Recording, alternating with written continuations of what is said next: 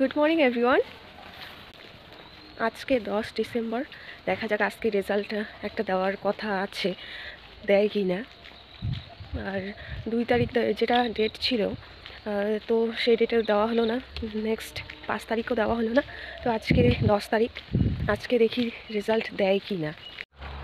কয়েকদিন আগে সকালে উঠে এটাই চিন্তা ছিল মাথায় যে রান প্র্যাকটিস করতে হবে, আর এখন সকালে উঠে প্রতিদিন একই চিন্তা যে আজকে হয়তো রেজাল্ট দেবে। এই টেনশনটা আমরা যারা যারা ফাইনাল রেজাল্টের অপেক্ষায় আছি সবার মধ্যে চলছে এখন। আর এই ঠান্ডার সময়টা চারিদিকে এতটা কুয়াশা পড়ে যে চলাফেরারও অসুবিধা হয়ে যায়।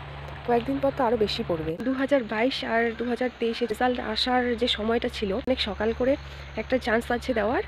আর মনে করো তুমি ঘুম থেকে উঠলেই না তখন খবর পেয়ে গেলে যে রেজাল্ট দিয়ে দিয়েছে। তো এমন হয়েছে আগে। আর একটা সময় হচ্ছে সন্ধ্যার দিকে, সন্ধ্যার দিকেও একটা চান্স আছে দেওয়ার। তো দেখা যাক দেয় কি না। যেদিন ভাববে যে আজকে হয়তো রেজাল্ট দেবে, কিন্তু সেদিন দেওয়া হয় না, এটা অনেকবার হয়েছে।